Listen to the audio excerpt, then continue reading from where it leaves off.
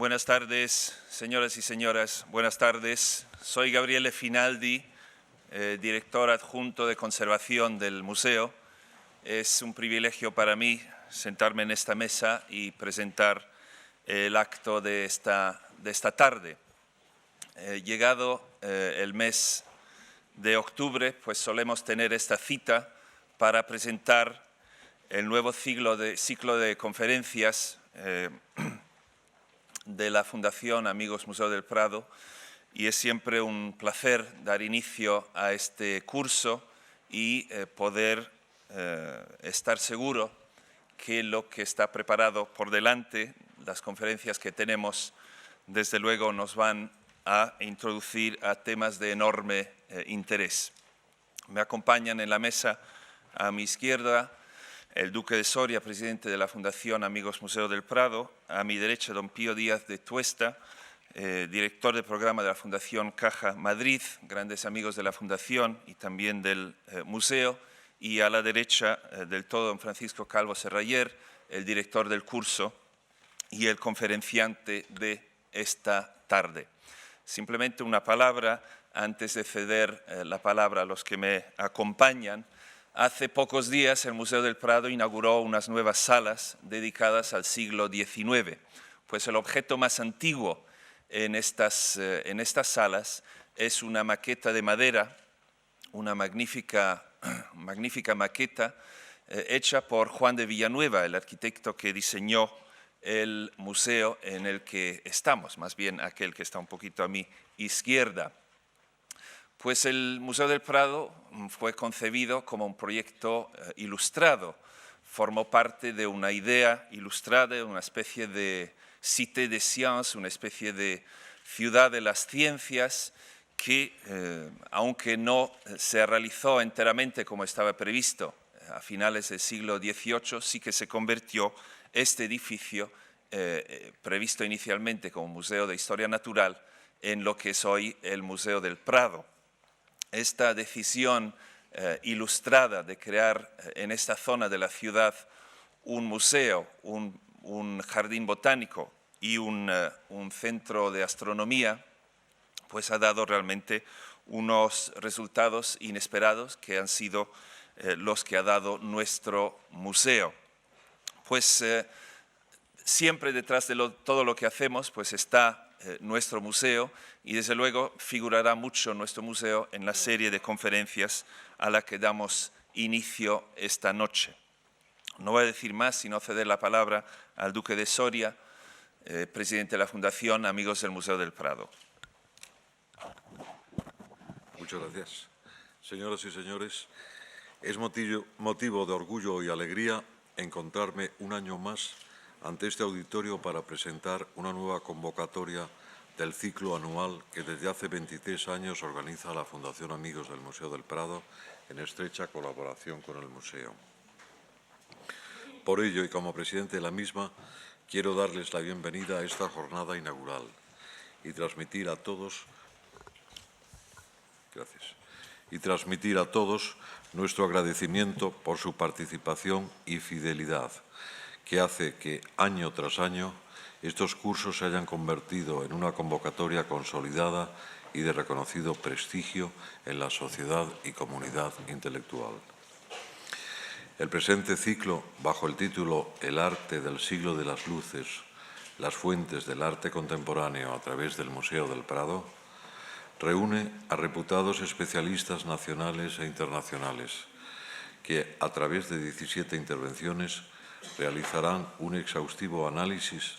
de cómo en el siglo XVIII se establecen las bases del revolucionario arte de nuestra época. A todos ellos vaya mi agradecimiento por su participación y entusiasmo con el que aceptaron esta iniciativa. Como novedad se han incluido en el programa 3 visitas guiadas a estancias no abiertas al público, tanto del Palacio Real como de la Academia de San Fernando, para profundizar in situ en una época que significó no solo la transformación del gusto, sino el cambio que inicia la nueva senda del arte y la conciencia del mundo contemporáneo. Nada de esto sería posible sin la excelente dirección académica del profesor Francisco Calvo Serrallere, cuyo compromiso con nuestras actividades y sus acertadas ideas nos permiten ofrecerles un programa de interés y de calidad cada año. Del mismo modo, no puedo dejar de expresar mi sincera gratitud al Real Patronato del Museo del Prado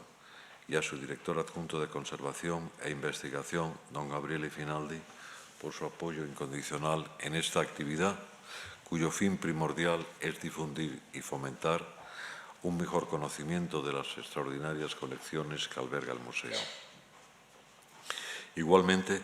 quiero manifestar nuestra inmensa deuda con la Fundación Caja Madrid por su generosidad y respaldo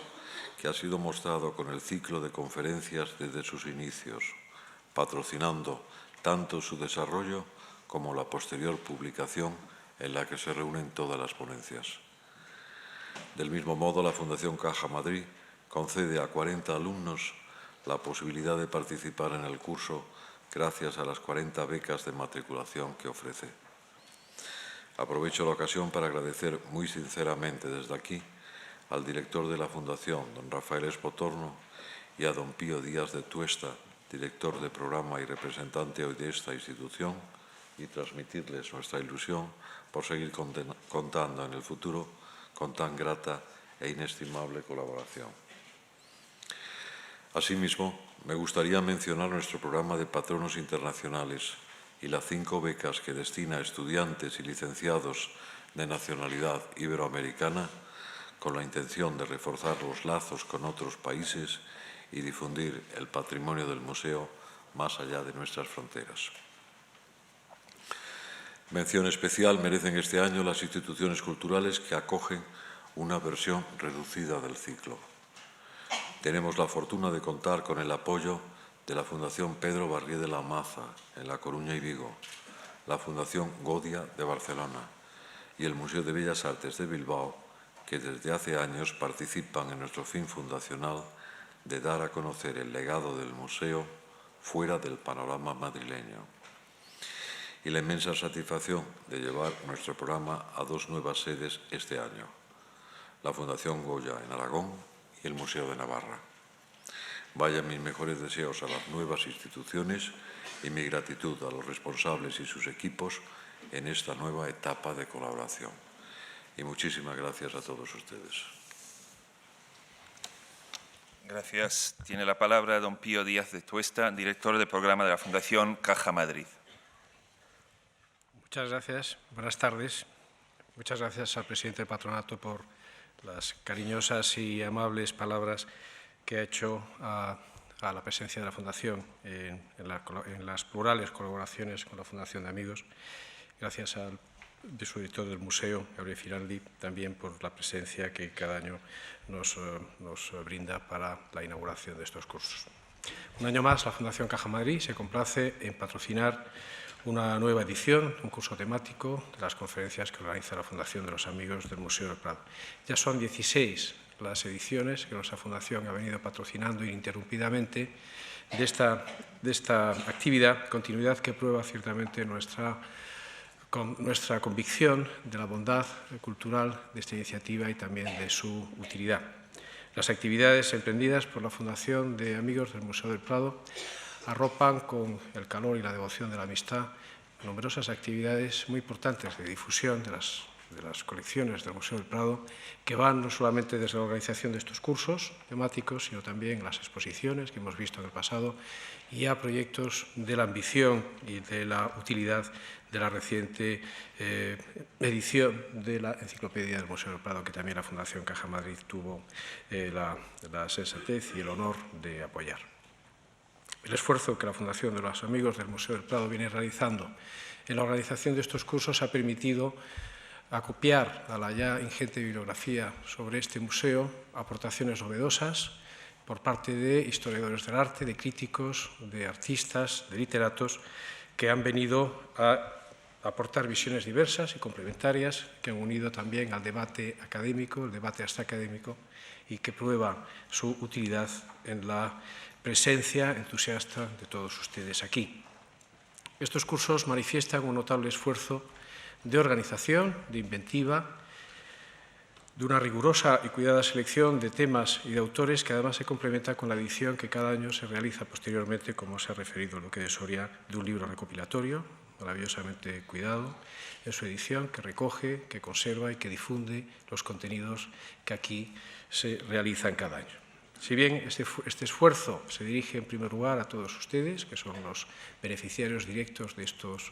cursos, también les debe a ustedes mismos su propia existencia, puesto que es a partir del interés que ustedes manifiestan por la cultura, por el arte y la devoción que sienten por las colecciones del Museo del Prado, que esta acción que constituye el motor y la inspiración de estos cursos. La Fundación Caja Madrid actúa en muy diversos campos de la acción cultural, que van desde la protección y la conservación del patrimonio histórico español, a la difusión musical, al mecenazgo de la difusión cultural, a la investigación en las becas. Todas estas acciones se inscriben en una misma línea de fondo que tiene que ver con la protección, con la salvaguarda y la difusión del legado cultural español. Lo que venimos haciendo, bien con proyectos propios o bien a través de la colaboración con las instituciones y las personas que mejor representan ese legado. Por ello, el patrocinio de estos cursos que organiza la Fundación de Amigos del Museo del Prado viene a cumplir un doble objetivo para nosotros. Por un lado, el apoyo a una actividad cultural relevante que tiene lugar en Madrid,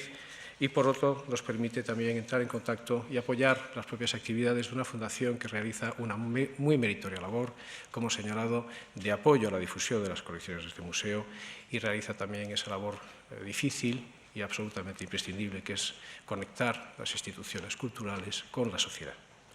La riqueza de nuestra primera colección nacional, el Museo del Prado, hace prácticamente inagotables las posibles temáticas de estos cursos. Si el año pasado se hizo un repaso de las ricas y plurales relaciones que a lo largo de los siglos mantuvieron España y Flandes, de todo tipo, artísticas y culturales y políticas, sobre todo a los que deparó la sorprendente herencia por parte de la monarquía española de la Casa de Borgoña, este año el profesor Calvo Serayer, la Fundación, nos invitan a profundizar en la siempre renovada curiosidad por las fuentes de la contemporaneidad que vamos a buscar y a rastrear en la pintura del siglo XVIII de este museo, poniendo en particular énfasis en la figura de Goya, que constituye un verdadero eslabón perdido para nosotros entre la modernidad y la contemporaneidad, y que desde luego puede estudiarse en este museo su obra y su figura mejor que en otra parte ninguna. Les doy pues la bienvenida a este nuevo curso de la Fundación de Amigos del Museo del Prado. Les felicito por su buen criterio al escoger y apoyar esta importante actividad cultural y quiero desde luego referirme al esfuerzo, agradecer el esfuerzo de organización que conllevan estos cursos, en primer lugar al presidente de la Fundación, el señor Duque de Soria, al que ya me he referido, también a la directora de la Fundación, Santa Nuria de Miguel, y naturalmente al que constituye el motor e inspirador permanente de esta cátedra, que es el profesor Calvo Serayer. Muchas gracias. Muchas gracias por estas palabras. Me toca a mí decir unas palabras ahora sobre la conferenciante de esta tarde. Poco voy a decir, sino que es una persona bien conocida a todos los que estamos aquí. El profesor Francisco Calvo Serayer es catedrático de Historia del Arte de la Universidad Complutense. Es un distinguido historiador del arte, ha sido comisario de muchas exposiciones, es escritor y para nosotros de una importancia enorme el hecho de que ha sido director de este museo. Como director del curso, pues nos plantea pues unas amplias reflexiones sobre el siglo XVIII, sobre los orígenes del museo, sobre el arte del siglo XVIII, sobre la presencia de Goya en el siglo de las luces y sobre aspectos de historia y historia cultural que creo que sin duda nos darán una materia de reflexión realmente amplia y sin duda ninguna muy interesantes. Siempre que venimos a escuchar tus conferencias, siempre salimos con un conocimiento mayor, una curiosidad mayor, desde luego, y un entusiasmo mayor, desde luego, sobre nuestras colecciones. Por tanto, pues cedemos la palabra al profesor Calvo Serrayer, que nos hablará hoy del origen del mundo, los fundamentos del arte de la época contemporánea. Muchas gracias a todos.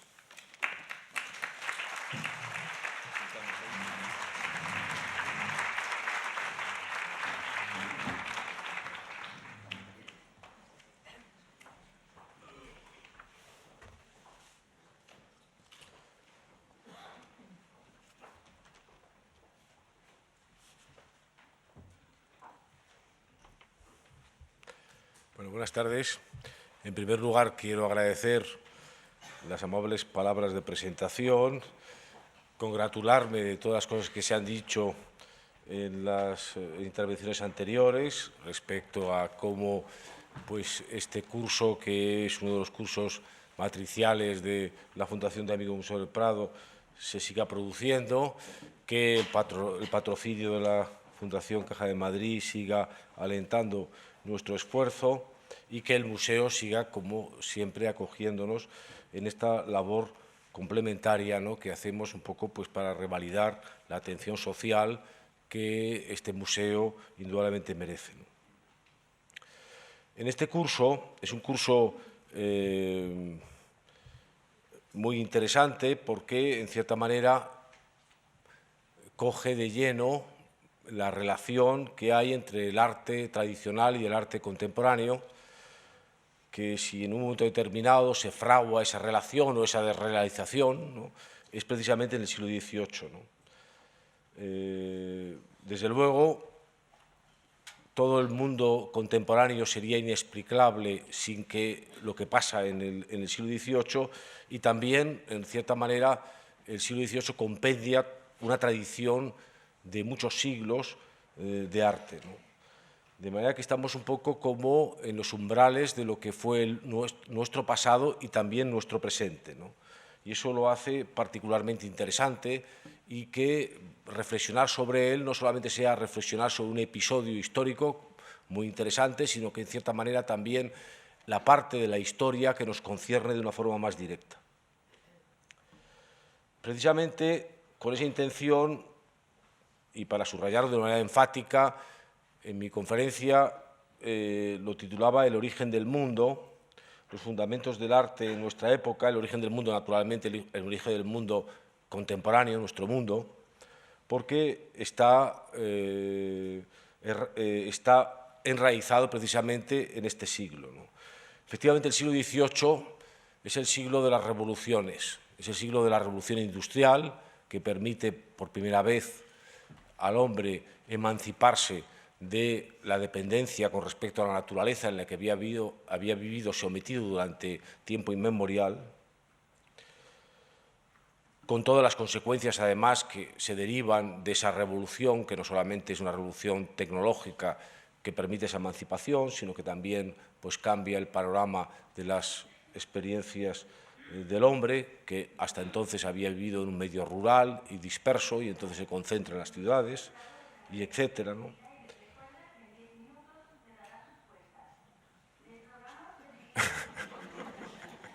Bueno, espero que en 10 minutos no me cierren las puertas, porque tengo mucho más cosas que contar para el origen del mundo. Bien, decía que está la revolución industrial, está una revolución política, que no solamente se consuma en la Revolución Francesa, que significa un cambio en el régimen de comportamiento social, en una sociedad estamental, rígidamente jerarquizada en función de una serie de estamentos, a una sociedad democrática como la que vivimos en este momento. Y así podríamos seguir contando toda la secuencia de revoluciones que se van produciendo en el contexto del XVIII, que naturalmente también llevan inapelablemente unidas una revolución artística, ¿no? Porque las revoluciones no se producen de una manera sectorial, sino cuando son realmente de gran calado, pues afectan necesariamente también al arte, que es una forma de mirar y de vivir. Y al arte le afectan desde muchos puntos de vista. Muy brevemente voy a resumir de forma muy sintética que la concepción de arte tradicional que se había creado en Grecia 5 o 6 siglos antes de Cristo y que se había mantenido de una manera más o menos elástica, pero había mantenido su canon hasta el siglo XVIII, establecía que el fundamento del arte era la belleza, y la belleza no solamente entendida como lo podemos entender nosotros, de una forma muy subjetiva, sino una belleza,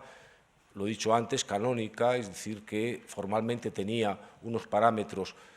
matemáticos, objetivos, en el cual se decía que formalmente una obra era bella en función de la simetría, la proporción, el ritmo, etcétera, es decir, cosas que podían más o menos verificarse, y además también no solamente era formalmente bella, sino que contaba historias ejemplares. Y con ese canon se ha funcionado durante prácticamente 24 siglos. En esta época revolucionaria que fundamenta la nuestra, hay una guerra de liberación o de rebelión contra la belleza, no tanto porque se quiera decir que la belleza no tiene sentido, sino que lo que no tiene sentido es que la belleza sea el único fundamento del arte. La ansiedad de todos nuestros antepasados del XVIII es buscar un horizonte más amplio para que el arte no solamente esté circunscrito a un límite de lo formal o moralmente ejemplar, sino que pueda contar todas las historias. No voy a contar todos los debates que en el XVIII se organizaron al respecto, que fueron muchos y que fueron un poco confrontando la belleza con otras posibilidades, lo sublime, lo pintoresco, etcétera, sino simplemente quiero resolver ese conflicto, tal y como incluso en el siglo XVIII se llegó a formular, la idea un poco de que el concepto de asimilar el arte solo a lo bello era restrictivo, sino que al final, ampliando ese concepto de la belleza más y más, se llegó a la conclusión, incluso por algún autor del siglo XVIII, en 1790, Friedrich Schiller, un gran ilustrado romántico alemán, llegó a establecer que el fundamento del arte futuro no podía ser la belleza, sino la libertad,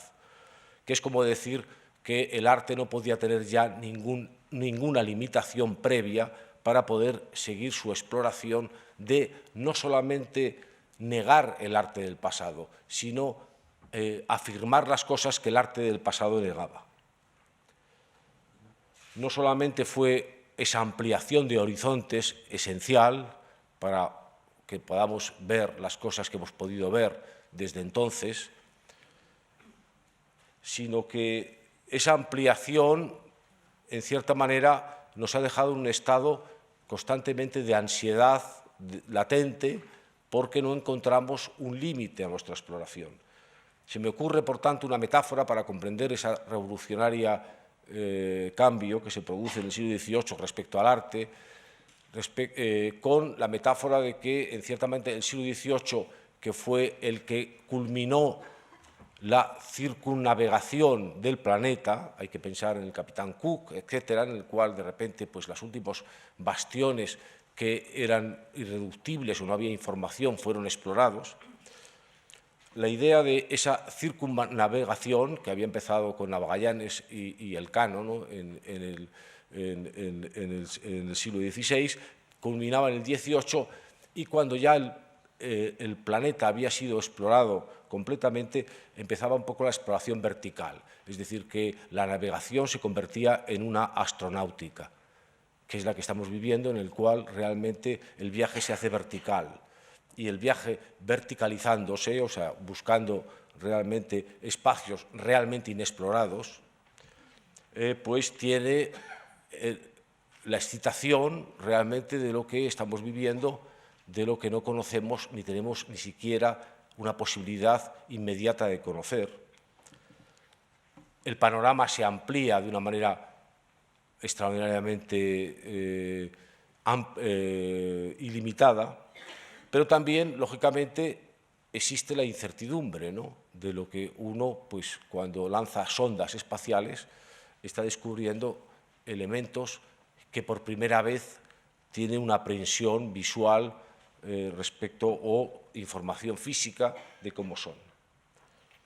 Esa metáfora tiene que ver mucho también con lo que va ocurriendo a partir del siglo XVIII con nuestro arte, que ciertamente tiene la excitación de la novedad, de la amplitud, de la investigación, de la exploración de lo desconocido y también la incertidumbre de que no sabemos lo que nos vamos a encontrar en esa exploración. Se crea, por tanto, no un origen del mundo, sino un mundo que busca de nuevo un origen desde una plataforma diferente. Y creo que lo que nos convoca en ese momento en el que se da ese giro de la circunnavegación a la astronáutica, es decir, del viaje horizontal al vertical, en todos los sentidos, pues es un mundo que exige una atención por nuestra parte, porque nos va a dar muchas claves de cosas que pensamos que nos están ocurriendo hoy, pero cuyo origen, cuyo pensamiento, cuya iniciativa proceden de ese mundo. Yo en mi conferencia no voy a hablar de todas las cosas que fundamentan ese mundo, porque sería imposible en una conferencia de estas características, sino que me voy a limitar a tratar un ejemplo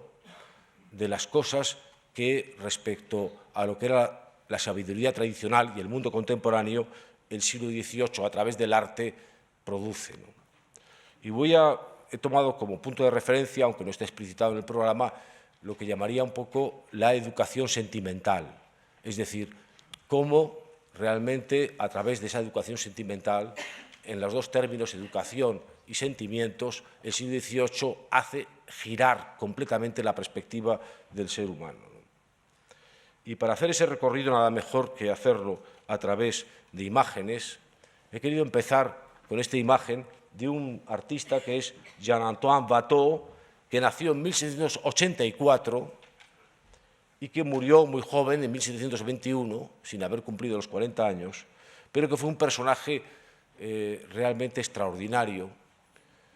que en esa Europa cambiante ya entonces, que empezaba a configurarse tal y como la conocemos ahora, pues Watteau nació todavía en lo que eran los Países Bajos, pero que después, cuando ya entró en la madurez, constituyó una parte de Francia. Y fue un personaje de un artista tradicional, según el parámetro del antiguo régimen, que era un artista pues, artesano, de origen oscuro. Su padre era tejador, tenía una familia muy amplia y él, pues, dentro de los oficios que podían elegir a alguien que estaba en el estamento más bajo de la clase social, pues eligió el de pintura. Es apasionante su biografía y su carácter, pero no me voy a detener en ellos, sino que, a pesar de todas estas dificultades materiales, pues consiguió ir poco a poco haciéndose un crédito como artista hasta el momento en el cual estamos ante este cuadro, que es el cuadro que se titula Peregrinación o embarco a Citerea, que realiza en 1717 y por el cual ese artista de origen oscuro, de formación dudosa, autodidacta, obtiene el reconocimiento académico. Es un cuadro que a nosotros nos parece hoy pues, relativamente normal, lo conocemos, es un cuadro célebre, pero que debe hacernos meditar por varios motivos. En primer lugar, porque para el ingreso en la academia, una academia que estaba constituida en Francia desde el siglo XVII, pero que Luis XIV había nacionalizado y convertido en un instrumento del Estado, la academia tenía como todas las academias, unos parámetros muy rígidos, y entre ellos estaba la jerarquización de los géneros, y el género fundamental era el de historia, y la historia lo que se contaba era realmente las hazañas de los héroes mitológicos o los santos, y fundamentalmente pues historias que tenían una capacidad de trascendencia. Y aquí vemos, sin embargo, un paisaje, un escenario natural en el cual la naturaleza ocupa las 3/4 partes de lo que vemos, y tenemos una dificultad para poder discernir qué es lo que nos está contando el pintor en el sentido de que vemos un grupo de gente que según vamos acomodando la vista podemos ir reconociendo que en cierta manera de nuestra derecha, en esta línea ondulante y sinuosa hasta el fondo, pues vemos un cortejo galante, vemos de repente a una pareja en el cual un varón pues está haciendo requerimientos eróticos a una mujer, un poco en la historia esta de la incertidumbre del cortejo. La mujer en un momento determinado parece que acepta el cortejo y entonces se deja levantar por el personaje que le está seduciendo. Este momento que es crucial en la composición, vemos cómo hay una línea en la cual vemos a la mujer que hay una mirada hacia atrás, como cuando se va a dar un paso que va a ser definitivo para cambiar la existencia,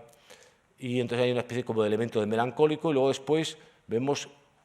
que el desarrollo conduce a una ribera de un río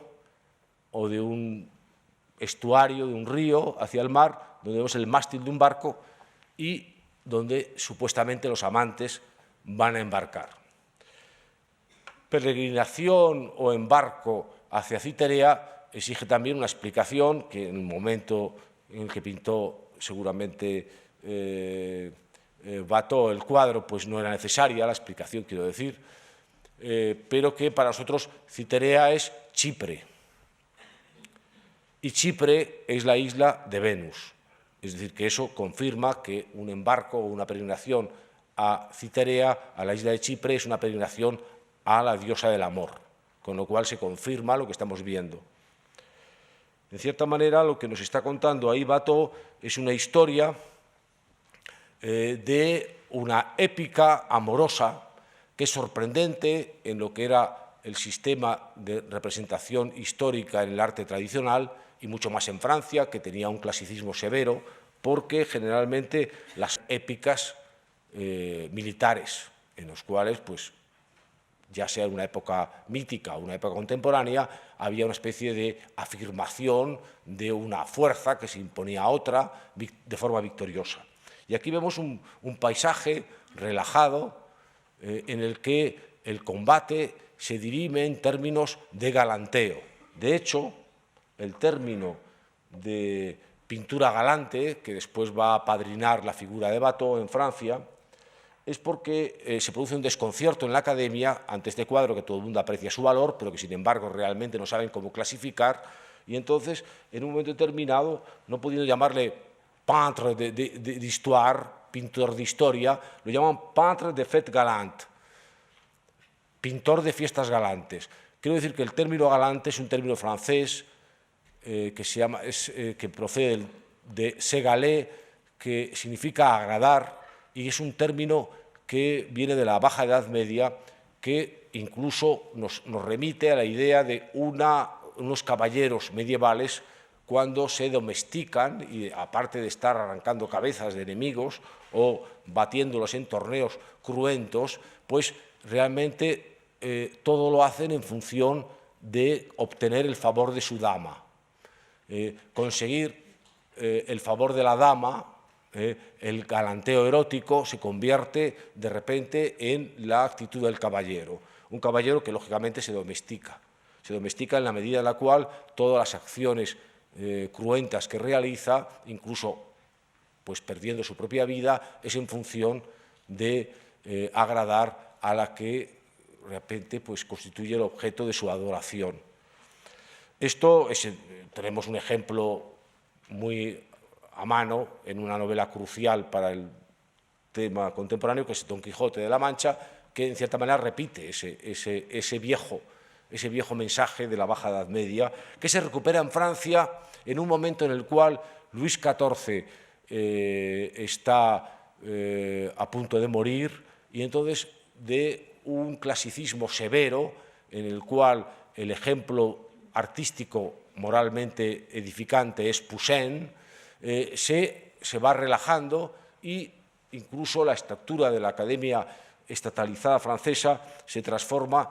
a través del cambio de orientación, pasando de ser su director Lebrun, que había sido en la época de Luis XIV y que pues, más o menos mantenía los principios sacramentales y tradicionales de la épica en el sentido de afirmación masculina de la fuerza, en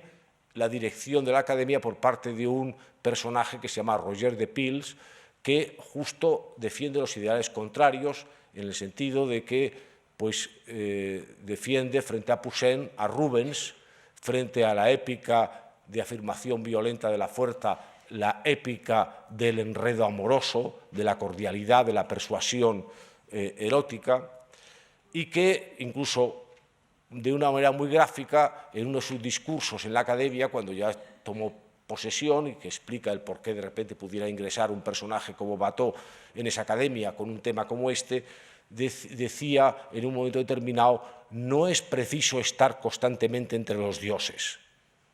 hablando un poco de que en realidad había también una dimensión más soterrada, a pie de tierra, ¿no?, en el cual pues, había las pasiones de los hombres. Y bueno, vemos aquí una transformación de la épica de la guerra a la épica de la erotización, del combate amoroso. Y no solamente es esa transformación que permite que alguien que hace un cuadro histórico tenga un marco de paisaje tan exagerado, que está indicando no solamente la influencia de Rubens en las figuras, sino también la influencia de los venecianos, de la sensualidad, es decir, de una concepción distinta de lo que había sido hasta entonces la pintura, sino que además vemos que su forma de composición es una forma de composición que llaman los franceses, a partir de Watteau, ondoyante, ondulante. Es ondulante porque vemos que efectivamente va siguiendo todo un juego de líneas curvas,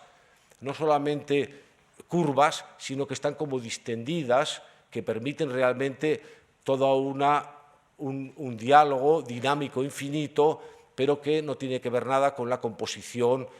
tradicional de la pintura desde el Renacimiento, en el cual las figuras eran prismáticas, cerradas y rotundas, ¿no?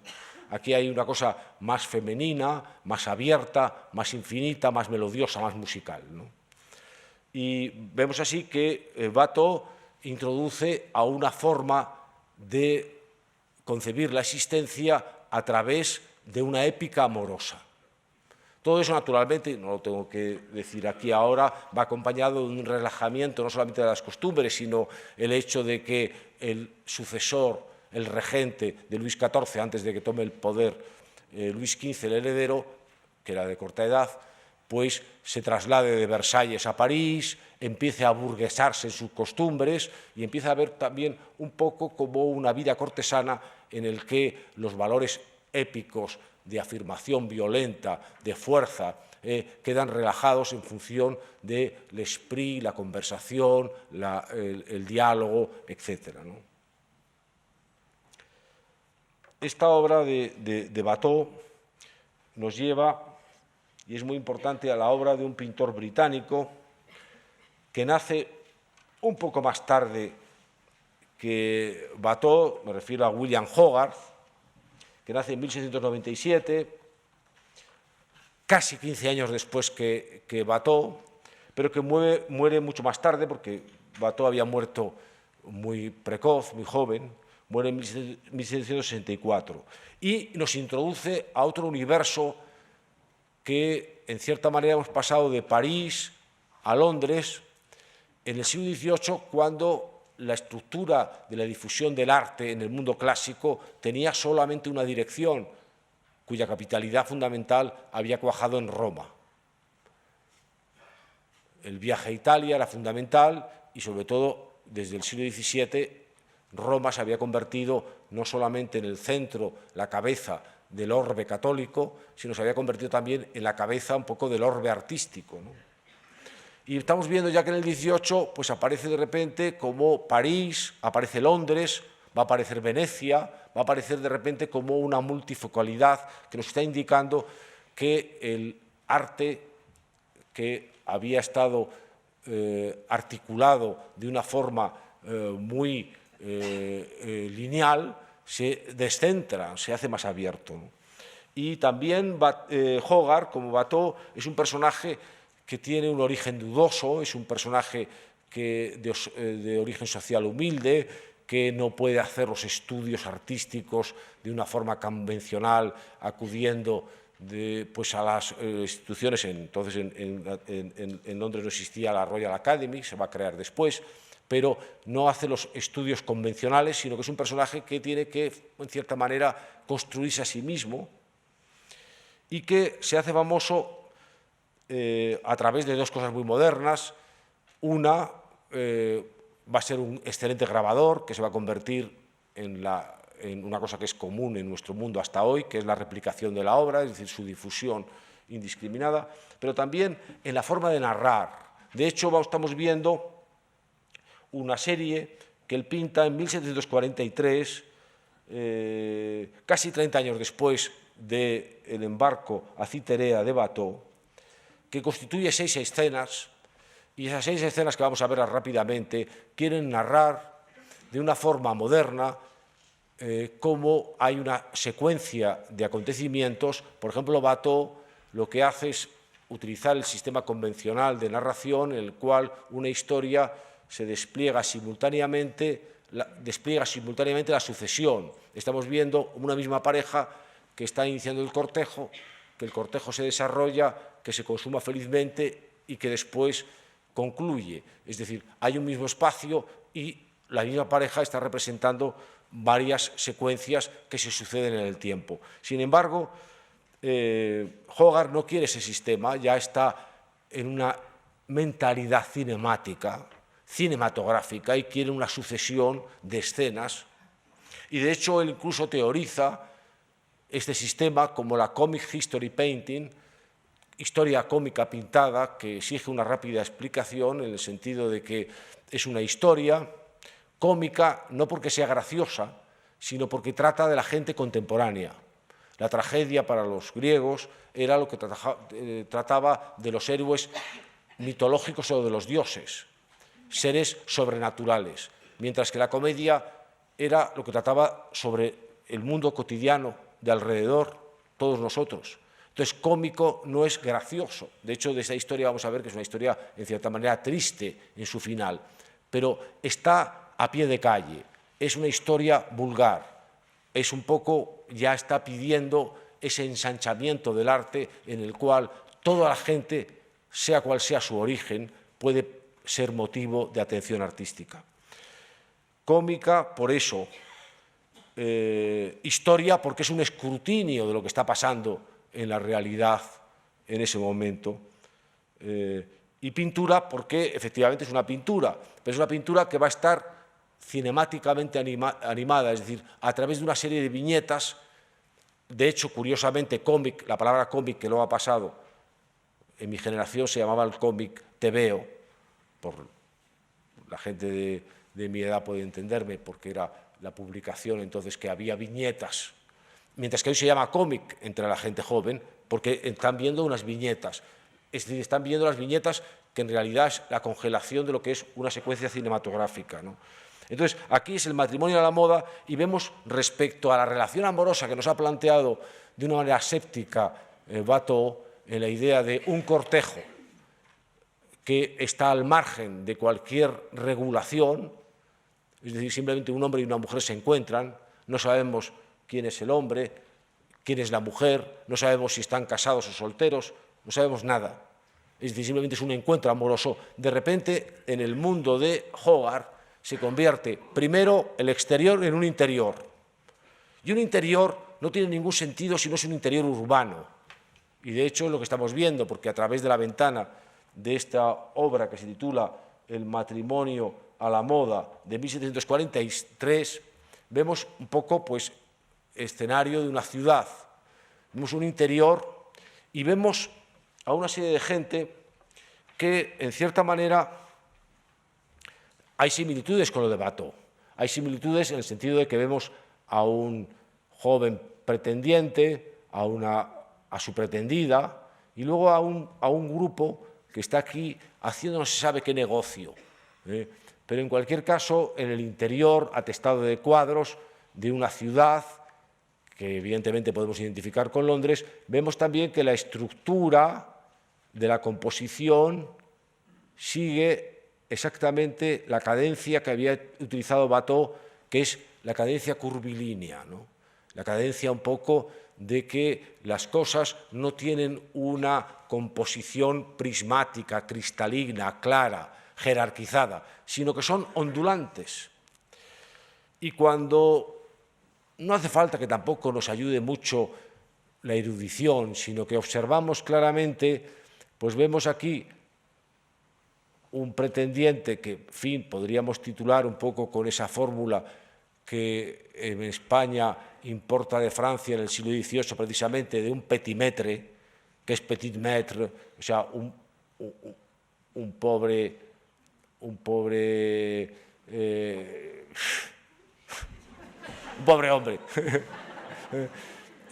Ella, una pánfila, ¿no?,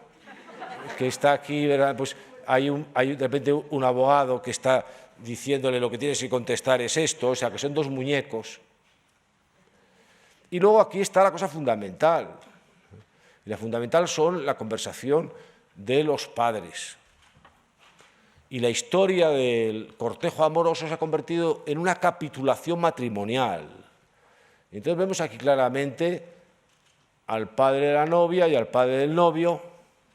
cada uno aportando en la capitulación matrimonial lo que tienen. El uno, pues, las propiedades, y el otro, ya lo ven, que viene de Adán. Este es un buen burgués que ha hecho dinero en Londres y que, pues, lo ha hecho, pues, a lo mejor a través de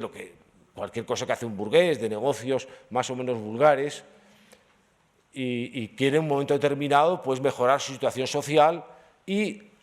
se le ocurre que la única manera para dar ese salto social es el matrimonio. Entonces está realmente haciendo una transición comercial matrimonial en el que uno pone el dinero y el otro pone el árbol genealógico. Es el típico matrimonio de conveniencia entre la aristocracia decadente. Bueno, pues si hubiera pocos ejemplos, aquí vemos el hombre que tiene la típica pierna vendada de la gota que tenían todos los aristócratas porque consumían frenéticamente carne, lo cual, lógicamente, pues, tenía también algunos inconvenientes, como, por ejemplo, pues, esta serie de consecuencias para la salud, ¿no? O sea, está diciendo, este hombre es un caballero con un árbol genealógico intachable,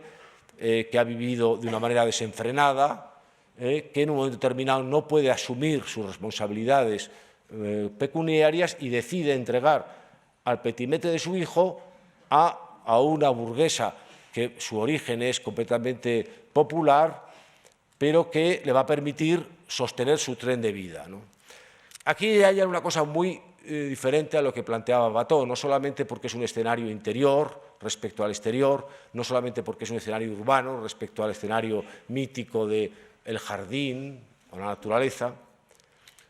no solamente porque realmente aquí la historia de amor ha sido intervenida por factores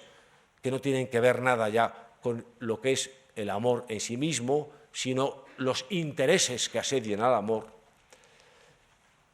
sino porque fundamentalmente hay una intención satírica que va a ser esencial para el mundo contemporáneo.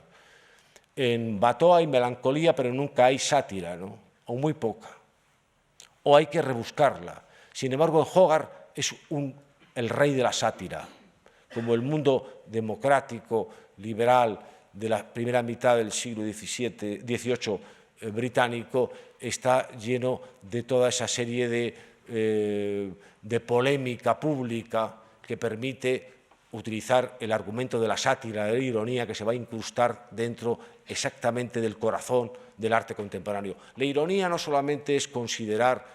de una forma caricaturesca a un objeto, eso es una forma muy simplificada de la ironía, que llega a todo el arte actual. La ironía es simplemente la introducción de una perpendicular en la visión de las cosas. Por un lado está lo que vemos, por ejemplo, en el cuadro de Watteau, dos jóvenes que se encuentran, y que tienen más o menos una atracción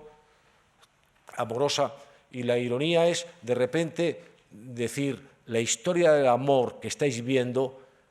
tiene también una perspectiva diferente, abrir una perpendicular, y la perpendicular es esta. Están estos dos jóvenes y realmente la cocina en la que se fragua su relación está aquí, en un intercambio comercial. Pero la sátira de Hogarth no se va a limitar en la idea un poco de cómo se trajina, como va a ser después el régimen burgués, los amores en el matrimonio,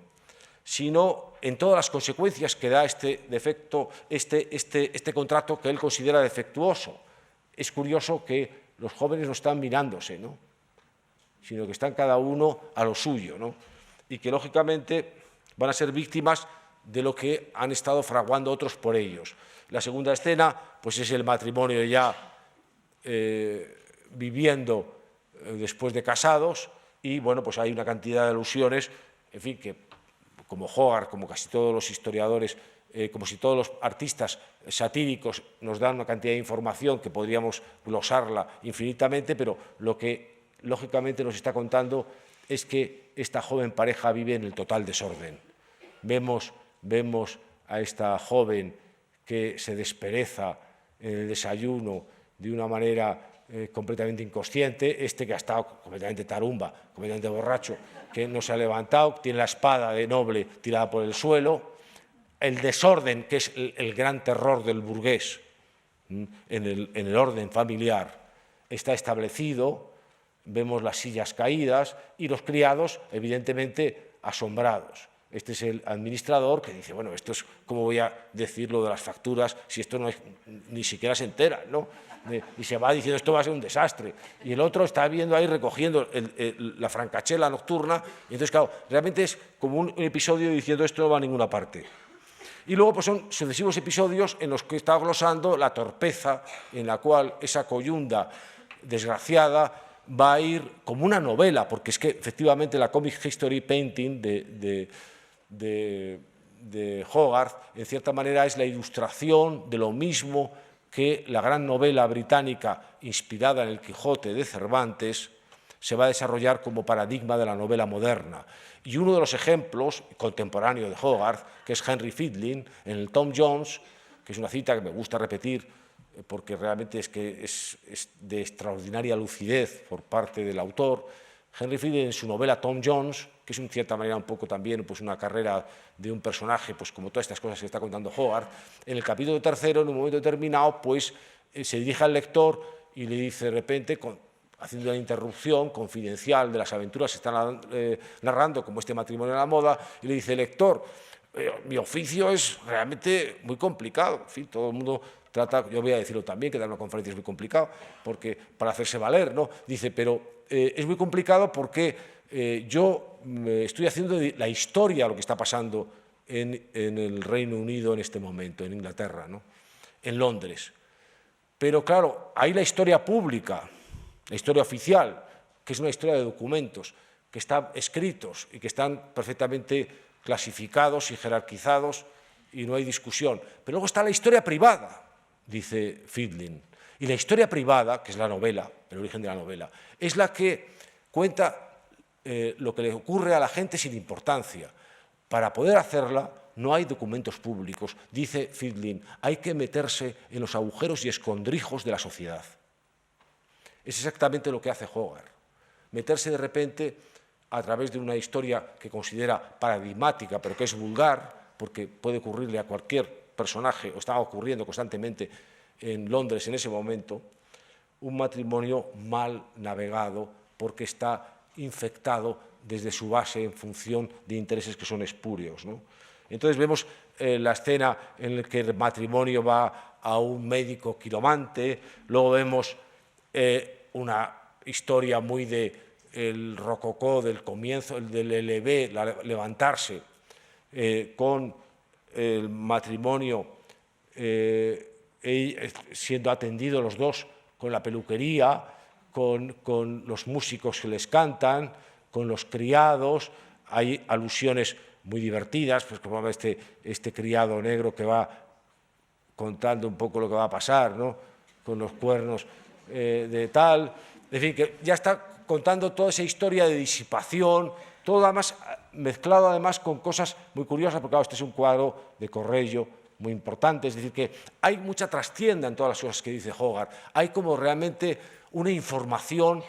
enorme, ¿no? Como ocurre también con la novela, que se cuenta todo lo que no se cuenta en ninguna otra parte, por eso de repente se ha convertido también la novela en una fuente de historia para la vida cotidiana esencial, ¿no?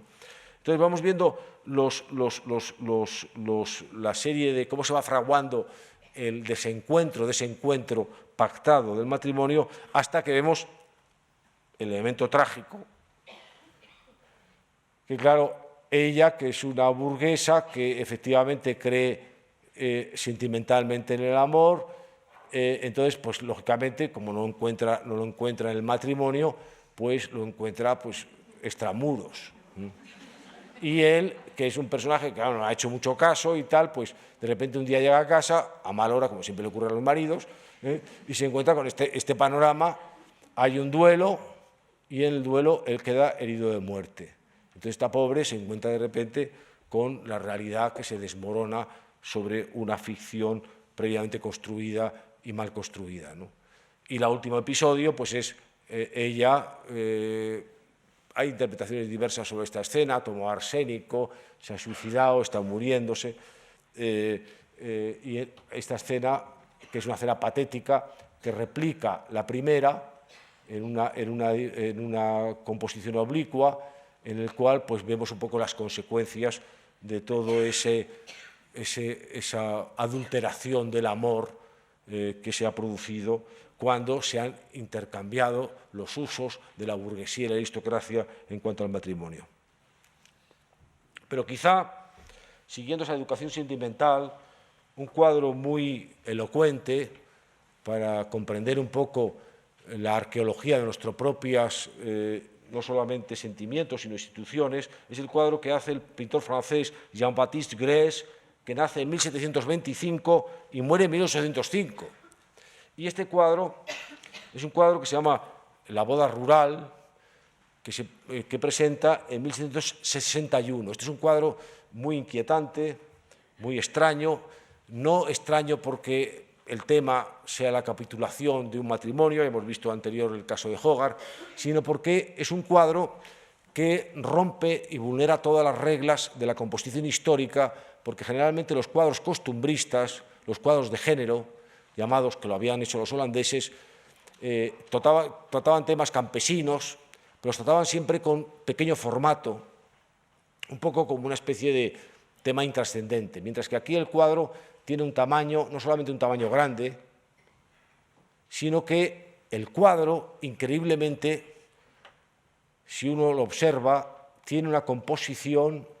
piramidal rigurosamente como la que podía demandar Alberti para la escena mitológica, sagrada o histórica de mayor rango. Esto es muy extraño, vemos aquí una pirámide perfecta.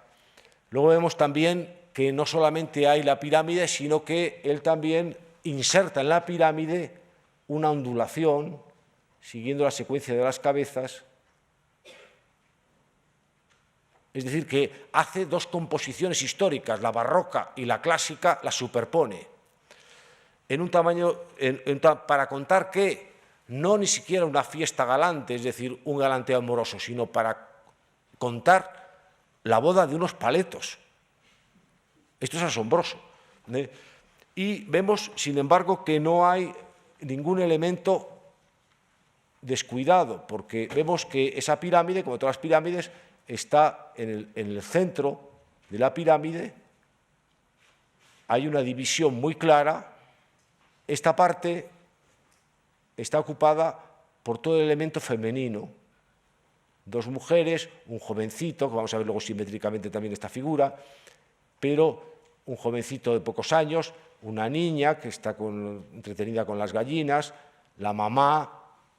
que le coge la mano a la novia, la hermanita más joven que no puede más o menos que sollozar ante la emoción, un mundo de los sentimientos, un mundo femenino de los sentimientos, y luego a la derecha, ¿qué vemos? Pues vemos un mundo masculino el novio, el padre, el notario, muy importante, para las capitulaciones, que registra las condiciones, y esta mujer, que es digamos que un chicazo, porque está ahí con un gesto también como de interés, viendo la transacción. Y vemos que lo que hace toda esta unión de contacto físico, de abrazos, de manos entrelazadas, de afecto, de sentimentalidad, es contrastada por este mundo en el cual el novio lo que está entregando es la bolsa. Él entrega la bolsa y el otro le entrega la hija. El notario apunta y la otra aconseja. Es decir, realmente vemos el mundo de los afectos enfrentado al mundo de los intereses. De repente el matrimonio, no solamente entre la aristocracia y la burguesía, sino incluso dentro de las capitulaciones rurales, de una pequeña burguesía rural, se convierte, de repente, es analizado bajo un escrutinio absolutamente material, en el que no solamente hay esa estructura piramidal, sino que hay una balanza que incluso coincide muy bien con la estructura piramidal, en la cual el pintor nos está diciendo, aquí está el bien y aquí está el mal. El corazón, los intereses. Lo femenino, lo masculino. Haya una, de repente, transformación, no solamente de la rivalidad o de los diferentes intereses de clases, burguesía, aristocracia, sino de repente una sociedad que quiere realmente condensar en la relación matrimonial el afecto, y una sociedad que se resiste a renunciar a la idea de que el matrimonio no es un problema de afecto, sino un negocio de supervivencia. Y tengo que decir esto para no darle la razón a Grés, que como todos ustedes, pues lógicamente él pinta para nosotros y que le demos la razón. Tengo que decir que el matrimonio tradicional en Occidente, el matrimonio antiguo régimen, el matrimonio llamado por interés, no era un matrimonio que estaba hecho simplemente porque la gente de nuestros antepasados de ese momento fueran seres llenos de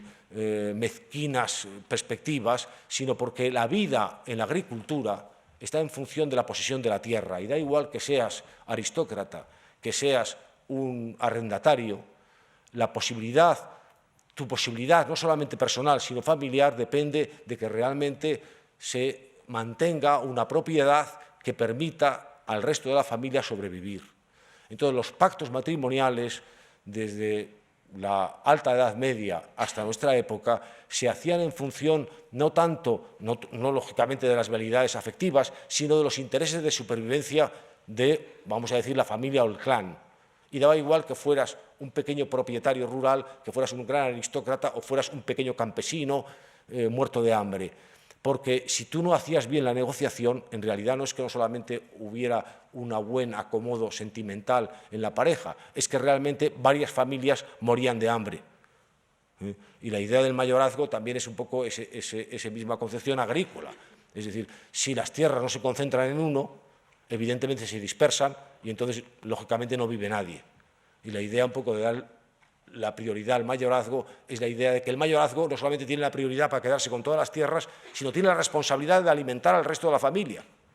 Y lo hace en función de que tiene todas las tierras. Es decir, que esta aclaración, para darle un poco de enjundia dramática y no quedarnos simplemente convencidos de que en este culebrón la razón la tiene simplemente una de las partes y simplemente ver un poco el contraste de dos mundos, un mundo que sale y un mundo que desaparece, es muy importante. Es decir, que esta gente están defendiendo un poco la concepción tradicional del matrimonio. Y esta parte es la parte en la cual Grés saca diciendo, pues si ahora el matrimonio no va a ser así,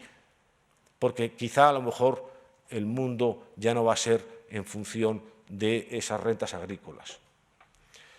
Y Grés, que hace esto, no solamente hace esto, sino que hace algo formidable, que es el problema de lo que es el marco de todas nuestras disputas, que es el marco familiar. No consiste solamente si papá y mamá se llevan bien o mal, sino después qué pasa en el gran escenario épico, que es los padres con los hijos. Y aquí tenemos una historia de Grés pintada en 1777, es decir, exactamente 14 años, 15 años después del anterior, que de forma premonitoria estaba contando esto. Vemos también de nuevo una escena de muchos personajes, otra vez con estructura piramidal, en el que estamos asistiendo a una cosa que quizá a ustedes les resulte extraña, por lo menos a los que sean más jóvenes, que es una historia, sin embargo, terrible desde el punto de vista de lo que es un poco lo que conocemos un poco de la historia de nuestros antepasados, que es la historia de la maldición paterna. En realidad lo que está haciendo este padre es maldiciendo al hijo, y el padre está maldiciendo y el hijo está deteniendo la maldición con la mano. Y entre medias de esa pirámide aparece el mundo femenino o infantil tratando de paliar ese brutal enfrentamiento entre el padre y el heredero. El gran problema. Para los curiosos, bueno, en fin, podría decir un padre con el hijo mayor se pelea constantemente por muchas razones, más graves o más leves. En realidad, yo diría que se instaura en esta escena la gran pelea, que es la idea un poco pues, de que ya no va a ser un problema del viejo mundo, nuevo mundo, sino que cada nuevo mundo trata de anular el viejo mundo. Entonces el viejo mundo maldice al nuevo mundo y el nuevo mundo pues, trata de escaparse del viejo mundo, ¿no? Pero el problema no es tal, y ni tampoco toda esa serie de masa carnal, sentimental, que trata un poco como de almohadillar ese enfrentamiento terrible, sino que la gente que conoce bien el momento histórico, para explicar este enfrentamiento, esto realmente pues también como la boda rural pues es una alquería agrícola. En cierta manera lo que está ocurriendo aquí lo vemos un poco por este personaje, que es un personaje además también como muy hogartiano, ¿no?, que aparece aquí, es por lo típico, que es que hay un joven que no quiere asumir el mayorazgo, no quiere asumir la responsabilidad de llevar la casa. Y entonces, ¿cómo hacía un joven que en el siglo XVIII, en 1777, no quería asumir la carga que el padre, de una forma inveterada, le colocaba sobre sus hombros? ¿Se hacía hippie? Pues no, porque no había hippies. Lo que hacía es que se alistaba en el ejército. Se alistaba en el ejército, que era una forma de escaparse de casa y de ver mundo. Es verdad, los hijos pródigos así lo tienen que constantemente ir aprendiendo, que después, naturalmente, el alistamiento entonces no se parecía nada al actual. Tú, en realidad, dejabas tu vida por 7 años mínimo, probablemente nunca regresabas a tu casa, porque evidentemente te habían matado, porque los alistamientos en el 18 eran perentorios en función de conflictos armados. Y el enfrentamiento es un enfrentamiento que tiene mucha enjundia, porque el padre lo está maldiciendo, no porque tenga verdaderamente velidades de que quiera irse al ejército, sino porque está viendo la catástrofe de la familia. Y pues no soporta la idea de que va a repetir otra vez el módulo de su abuelo, de su bisabuelo, de su tatarabuelo, y es eternamente. Él ya ha tenido información de que hay un mundo en el que pasan muchas cosas que deben ser divertidas, y se quiere largar. Y la presencia de esta figura es una figura muy elocuente porque es un reclutador. Entonces, estamos aquí con una verdadera confrontación entre el mundo antiguo y el mundo moderno, pero también como confrontación de lo que va a ser después el enfrentamiento de padres e hijos. Y lo genial es que ese mismo año, también siguiendo la Comic History Painting, pero de una manera francesa, que hay una aportación original, que es el melodrama, que es el drama en música, es decir, dar no el elemento de la sátira. Hogarth y los británicos crean la sátira, que es un poco la reacción, como digo, perpendicular, que te permite un poco caricaturizar y reírte de lo que te pasa, o de lo que pasa a tu prójimo, sobre todo. Pero el melodrama tiene una intención también muy eficaz, que no quiere que te rías, quiere que llores, quiere involucrarte en el asunto. En cierta manera, esta historia melodramática es la historia del culebrón de televisión, que sigue vigente y que la estrategia tomada del teatro por parte de Grés es muy eficaz. Entonces, nos da por un lado el yin, que es la maldición, y luego el yang, que es el padre muriendo y llega el hijo pródigo a casa demasiado tarde. Y ya vemos un poco mamá diciendo, mira lo que has hecho, y ya veis el resultado de lo que este pobre hombre ha quedado reducido por una cosa que va a ser esencial en el mundo contemporáneo, que es la culpa. O sea que en dos pinceladas, en dos composiciones que además parodian al gran pintor de historia en la época de Luis XIV, puesto como ejemplo, que es Poussin, con la serie de los sacramentos,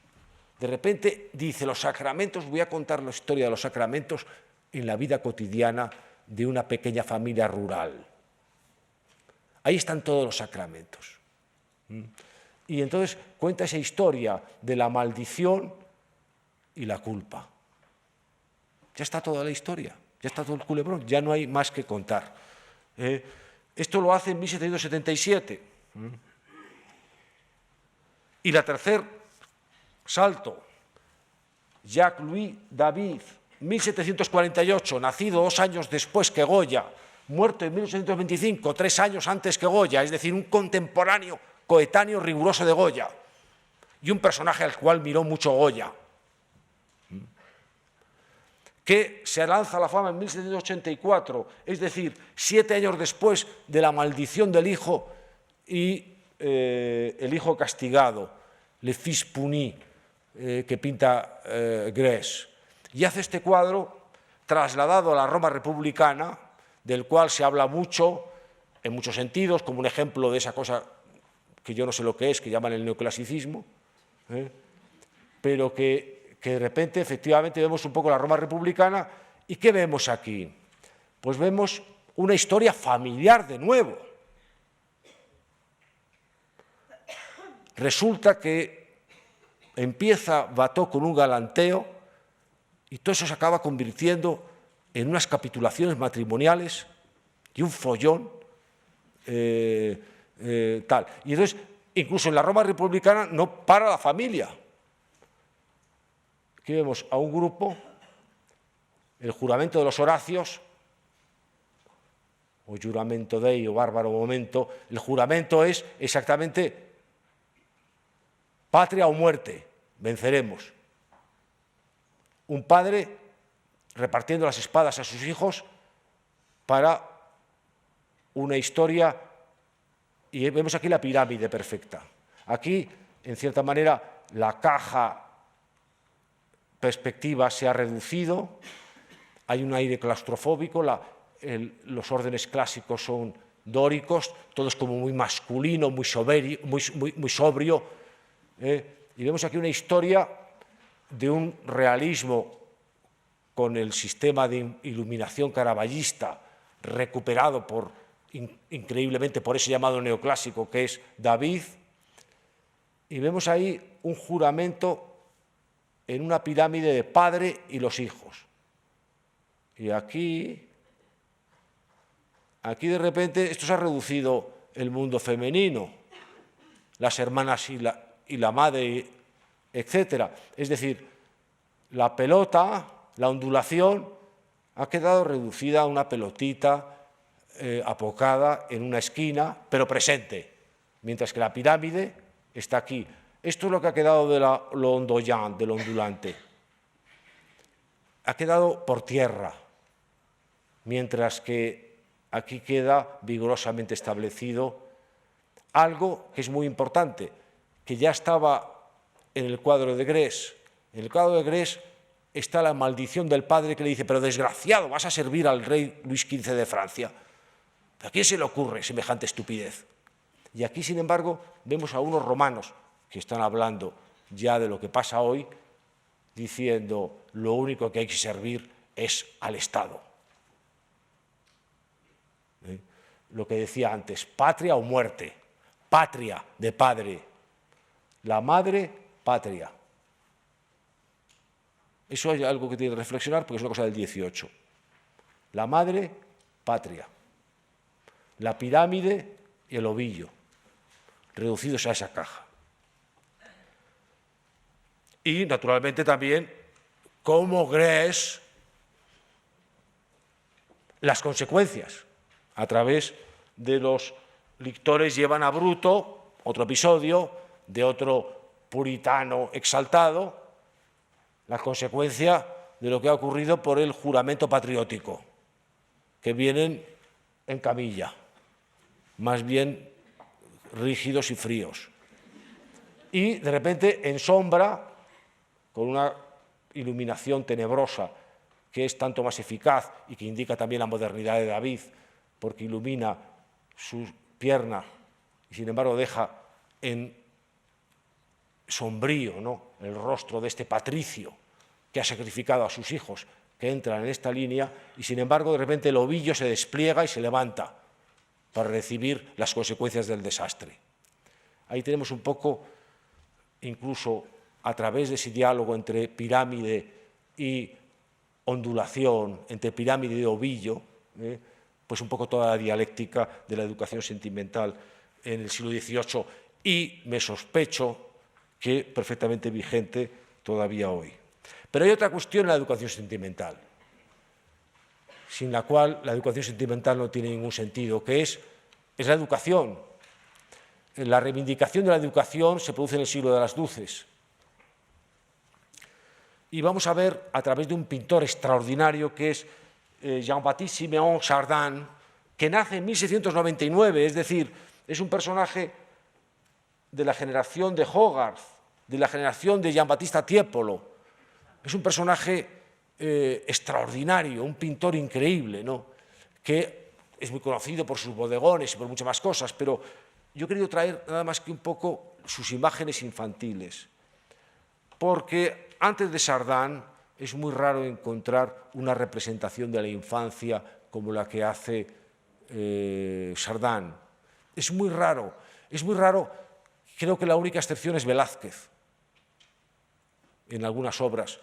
Y creo que es muy raro porque la concepción tradicional de la infancia era una concepción que era rigurosamente lógica e inapelable. Toda la gente hasta el siglo XVIII, lógicamente, estaba aterrorizada con la naturaleza. La naturaleza no solamente porque la naturaleza podía acabar con las cosechas y podía acabar, por tanto, con la prosperidad e incluso llevarte a la muerte. La naturaleza te atosigaba a través de epidemias, a través de cosas terribles. Entonces, todo eran conjuros para defenderte frente a la naturaleza. Solo en el XVIII, en función del progreso material de la revolución industrial, empieza a tenerse una sensación de mayor simpatía con la naturaleza, en la medida en la cual está más dominada. De hecho, la ecología se inventa en el siglo XVIII, no en el XX ni en el XXI. Es decir, la idea un poco de ver de forma más benevolente lo que deja de realmente producirte terror, porque consideras que lo puedes controlar. Pero la naturaleza no solamente es que haya de repente un tsunami, como dicen ahora los que no saben llamar un maremoto, o que haya un terremoto y lo llamen no se sabe cómo. La naturaleza no solamente es lo que te ocurre exterior, sino también lo que llevas tú en el interior. Y lo más natural que llevamos en el interior es precisamente la infancia. La infancia es el ser completamente natural, que hay que hacerlo viable socialmente. Y toda la disciplina humanística clásica consistía en descubrir cómo esa bestezuela, que nace absolutamente informe, horripilante y absurda, cómo puedes hacer un hombre de provecho. Disciplinar la naturaleza a través de la infancia.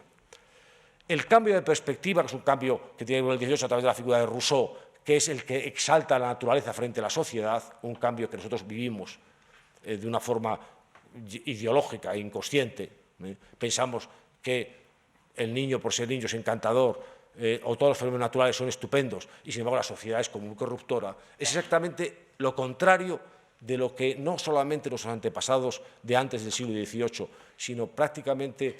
desde que se remonta nuestro origen a 1,5 millones de años antes de nuestra era actual, siempre lo que había era huir, enfrentarse, dominar, escapar sobre todo de la naturaleza.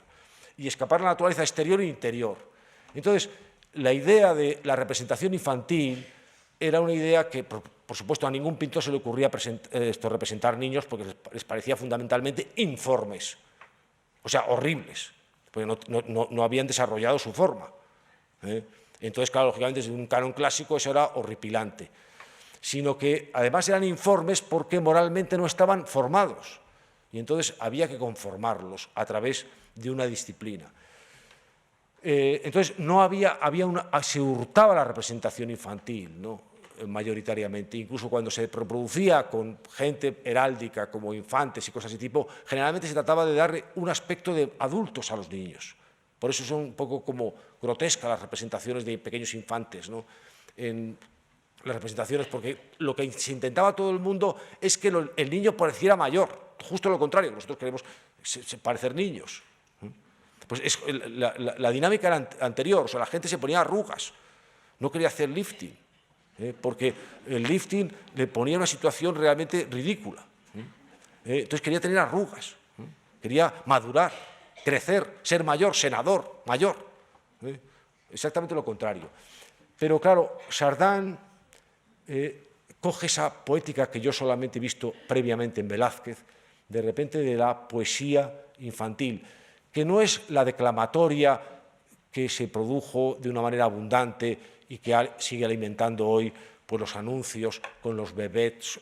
son rosados, que son completamente kitsch y que realmente es una cosa insoportable, ¿no? Edulcorada, sino la poesía de la auténtica infancia, como hace, por ejemplo, con ese pequeño inválido que es el Felipe Próspero Velázquez, que de repente pinta al niño como pinta al enano, al monstruo, como un semejante, como un pálpito de la existencia. Esto está aquí, eso está aquí. Este niño no es un niño como los niños que pinta Grés, que pintaba también niños y niñas de estos un poco como albibarados. Es un auténtico niño. Y es un niño especial, porque es un niño que lo vemos que está en un gabinete de estudio, con libros, la pluma, y que es un niño que de repente, aprovechando el descuido de la vigilancia de algo que está demostrando que es un burgués, que le están exigiendo que estudie, como todos los niños de todas las épocas, aprovecha un descuido de sus cuidadores para sacar del cajón una peonza y entretenerse un poco mientras no le vigilan. Entonces, este cuadro aislado de un ser completamente insignificante como es un niño, en el cual se representa la atención de una manera tan intensa para un tema tan trivial como el giro de una peonza que está a punto de caerse por el límite del asunto, crea un dramatismo, una movilidad, una tensión insólita, ¿no? Y vemos factores nuevos completamente que después van a ser frecuentados en el mundo contemporáneo, no solamente el mundo infantil, sino la idea de la atención, de la absorción, ¿no? La idea, por ejemplo, de que un episodio completamente insustancial, como una peonza que está a punto de caerse por un abismo, crea también no solamente la atención de él, sino también la atención nuestra. Y la idea de interpenetración de espacios. El espacio no solamente es, como habían hecho los holandeses, habitaciones que se interpenetran, puede ser simplemente un cajón. De repente el mundo contemporáneo está hecho de cajones, de cuartos, de llaves. ¿Por qué? Porque hay una acumulación, hay una agregación, y entonces de repente el secreto, el escondrijo, todo eso de repente nos descubre un mundo arqueológico de espacios subterráneos que hacen que el interior realmente sea mucho más potente y mucho más aleatorio que el exterior. Y vemos al jovencito que se distrae, y luego la jovencita es muy interesante porque, claro, ahí vemos toda una ideología. Ella va con el pelo recogido, el mandil, el alfiletero, las tijeras. También está jugando con el juego del volante. Los juegos es un invento del 18 que todavía nos acompañan. Porque claro, la gente del 18 había descubierto una cosa que nosotros seguimos con ella, que es que si no te entretienes es insoportable. En un mundo intrascendente, si no tienes entretenimiento, por la tele o el volante o lo que sea, o la peonza, pero algo que te entretenga. Entonces, es curioso porque simétricamente está esto, pero claro, después está también la definición, la cofia, el delantal, el alfiletero, las tijeras. Es decir, por un lado, el burguesito que va a estudiar, por otro lado, la chica que se va a hacer un ama de casa. Y luego, pues, los diálogos. Esta obra, que es la obra de La Gobernanta, 1738, vemos la gobernanta que está leyéndole la lección al niño que va a ir a la clase, y entonces ha hecho este caos. El volante, la raqueta, los naipes, todo desorden. Y le está diciendo, esto no puede ser. Le está cepillando el sombrero. Lo ha puesto absolutamente para que no deje mal a la familia cuando vaya con el maestro. Está realmente creando en un espacio interior, como en el interior se fragua lo que va a haber en el exterior. Y esto también es increíble, porque es la maestra de escuela, 1738-39. La alfabetización de la población era, bueno, hasta fechas muy recientes, y todavía sigue siendo un ideal por alcanzar. Pero claro, en el siglo XVIII el 99% de la población occidental era analfabeta, y las mujeres casi en un 100%, no se enseñaban a leer. Entonces, aquí vemos a una maestra enseñándole a una niña, está enseñando a leer. Esto es una revolución de unas consecuencias asombrosas. De hecho, el problema del feminismo se resolvió en el siglo XVIII, a través de esto. Una maestra enseñándole a una niña a leer. Las consecuencias de eso pues siguen todavía hoy operativas. Y una madre, también en una obra de La buena educación, que es una madre que no solamente, sino que está leyéndole a una hija. Es lógico que en este cuadro de Fragonard, ya no lo lee de Fragonard, 1732-1806, joven leyendo, de 1776, se convierta en uno de los, quizá de las imágenes más revolucionarias que se pueden producir en el mundo contemporáneo. Porque tienen ustedes que saber que realmente el público lector en el siglo XVIII, en el XIX, en el XX y en el XXI es mayoritariamente femenino. La novela se desarrolla por el público femenino, en el XVIII, en el XIX, en el XX y en el XXI. No sé si ustedes lo comprueban, pero yo no me basta nada más que hacer un viaje en el 27 y ver a unos varones que miran al infinito, 2 que leen el Marca y 4 o 6 o 7 mujeres que están leyendo un libro, exactamente como hace Fragonard. Esa es verdaderamente la gran revolución. Todos los grandes escritores del XVIII y XIX, novelistas británicos y franceses, su correspondencia es fundamentalmente con mujeres, que son las que leen sus novelas. Y esta escena de intimidad de esta joven,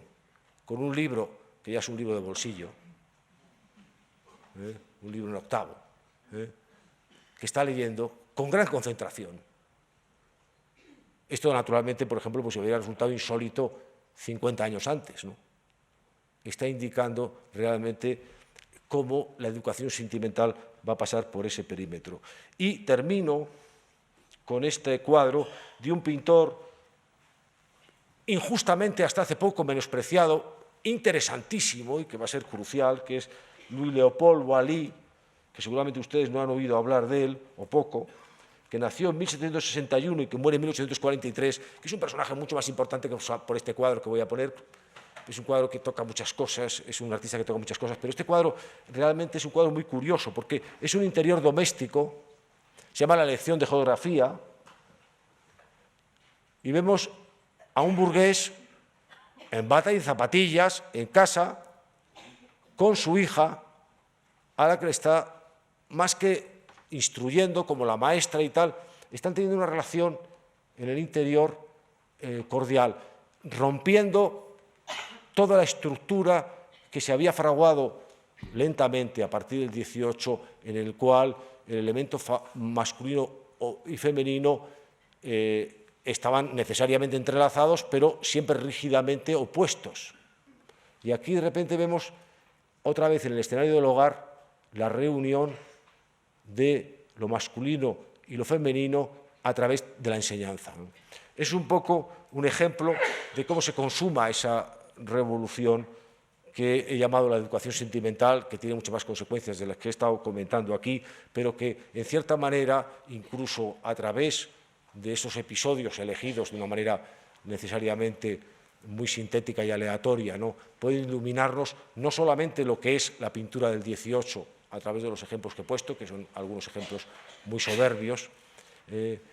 sino realmente la explicación de lo que nos pasa a nosotros hoy. Muchas gracias.